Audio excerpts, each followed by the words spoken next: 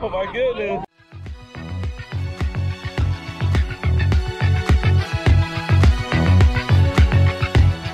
Make sure to check out my channel for more videos just like this.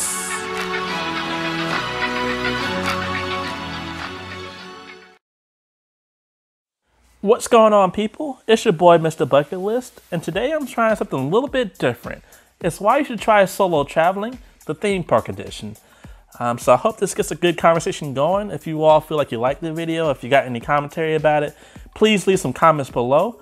And without further ado, let's get started with number 5.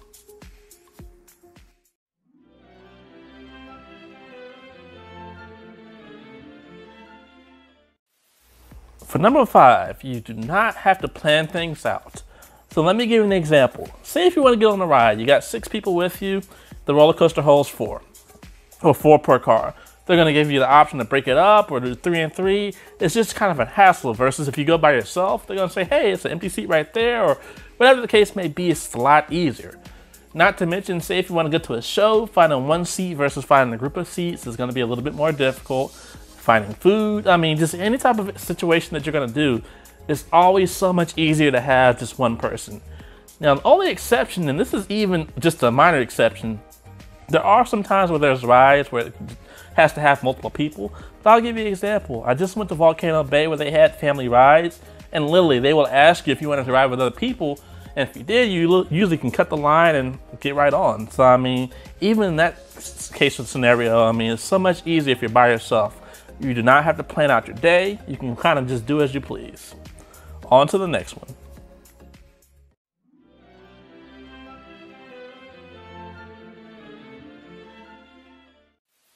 Now, this is one that a lot of people are worried about. They're always like, oh, am I going to look weird if I go to a theme park by myself and this and that? No. Like, when people see you by yourself, they want to talk to you. They want to get to know you. They want to see what's going on and what you like to ride. They want to see your expression. I'll give you an example. So like I was saying earlier, I just went to Volcano Bay. Now, that was my first time going, and I taught myself, I bought the express pass, and I was going to ride every single ride there.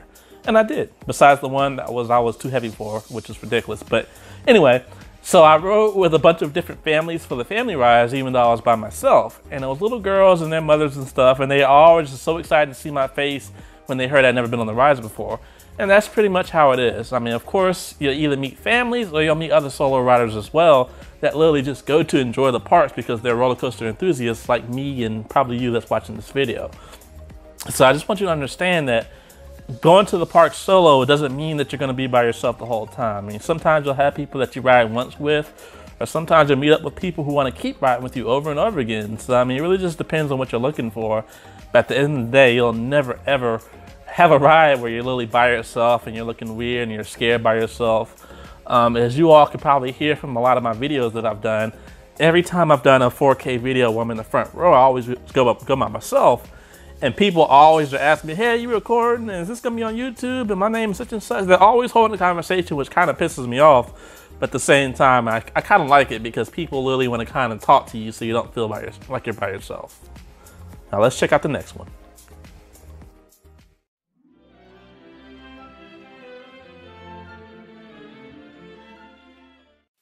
It can definitely be a lot cheaper. So let me give you a couple examples. When I was a kid, and even in the past when I've been in a couple of relationships, number one, we always had a set time to eat, which goes to my number 5 on the list. And 2, we just always had I felt forced to have to buy a souvenir or a t-shirt or whatever the case may be. And it's like when you're by yourself, you don't want to have to do that stuff. I mean, if you want to eat something, you're probably going to get something small so you can get back to riding. Or you're just going to leave because you know you can go and get something to eat after you got the park. I mean, you don't really feel forced to actually stop yourself to do those type of little things versus when you're with somebody. Sometimes you can kind of feel guilt tripped or feel bad to actually want to stop and maybe get a souvenir or go to a gift shop or go to a fancy restaurant. I mean, it's so many different times when you're by yourself, you just kind of buy stuff that you wouldn't usually do by yourself. Like for me, for example, because I go to the park so much, I really don't have that urge to want to buy something because I know most likely I'll be back there in a couple of days or a week from then. I mean, I know I'll be back, so I'll have plenty of time to go back and buy things. The only time I do actually buy stuff is season passes, photo packages, things that I know that I'm going to use repeatedly versus that one-time experience. So, I mean, like I said, just remember, when you're by yourself, most likely those urges that you have to purchase those things that you don't necessarily need, you're not going to have them anymore because you're going to be so focused on riding and getting back home that everything else really just doesn't matter.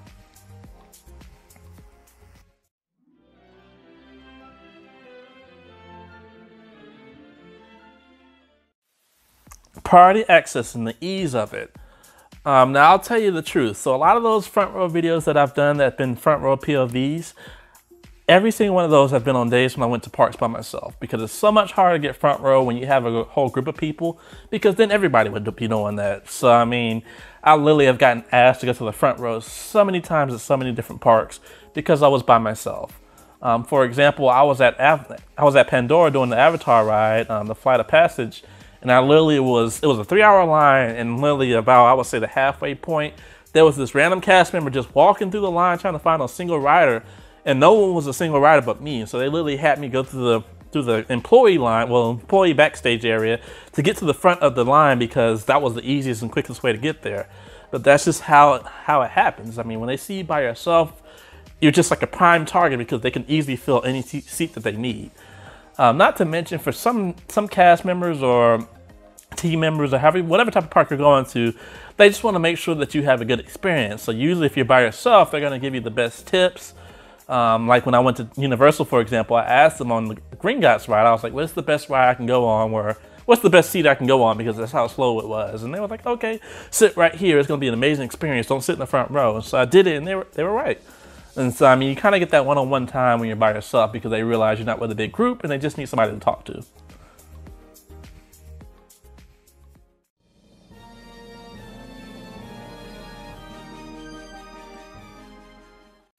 All right, so number one, and the biggest thing that's nearest and dearest to my heart in life and when going to theme parks, is you get to do what you want.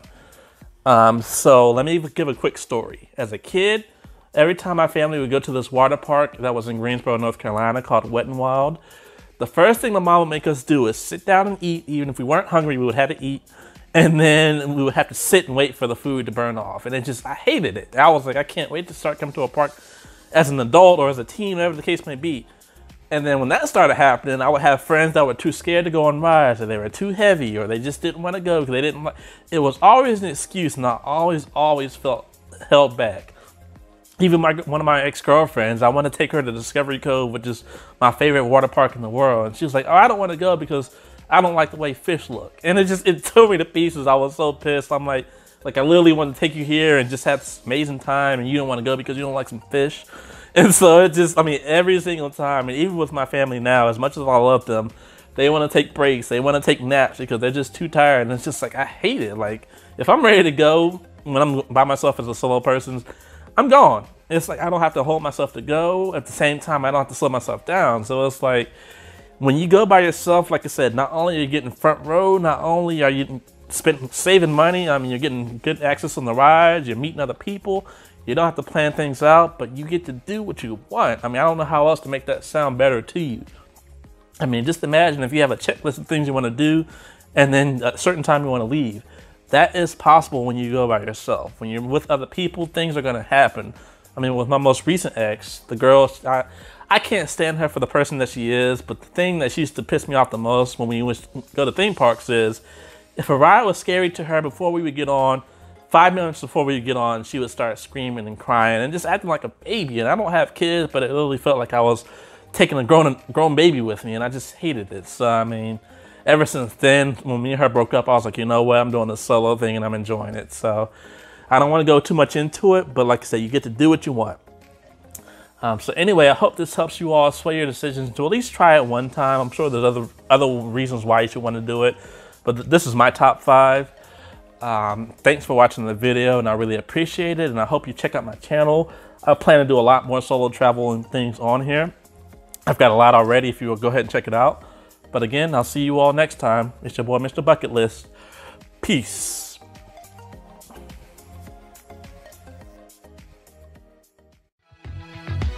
Thanks for watching the video. If you like what you saw, please check out my channel for more videos just like this. Make sure to hit that subscribe button. Until then, I'll see you next time. Peace.